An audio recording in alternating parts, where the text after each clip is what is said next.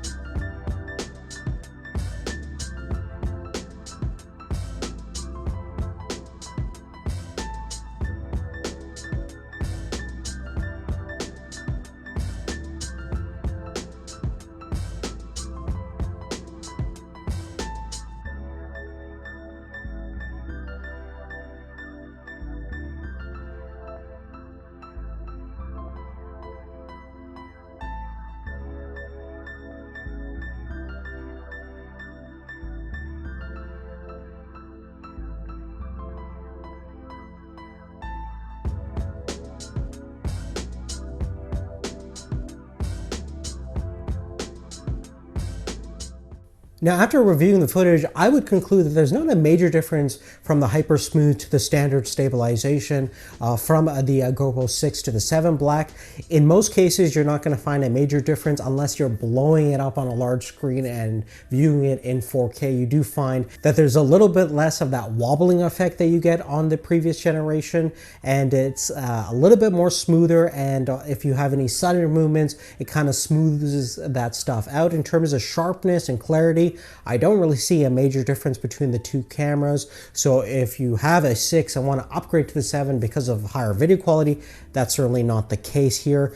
Both cameras can do 4K at 60 FPS. Now, one major caveat to mention is that the Hypersmooth stabilization is only available at 4K at 30 FPS. If you want to shoot 60p, you're going to use the standard stabilization system. So that kind of defeats the purpose if you want to shoot 60p all the time, which is definitely worth it for an action camera like this.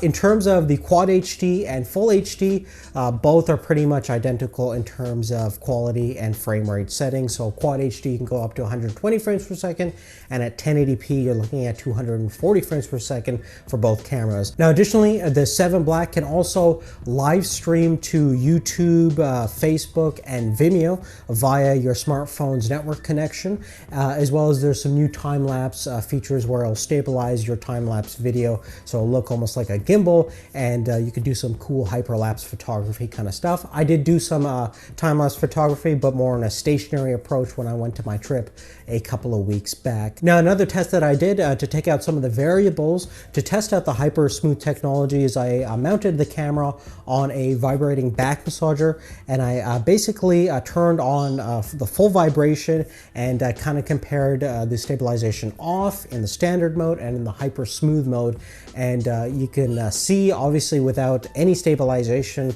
it looks pretty terrible, very shaky, a whole bunch of artifacts going on. When we have the standard stabilization mode turned on, you can see obviously it's greatly reduced. There's a little bit of a zooming effect where the image is being a little cropped off, but not a whole lot. And if we take a look at the standard stabilization mode and compared to the Hypersmooth stabilization mode, you're going to see in this test, there's not really a major difference.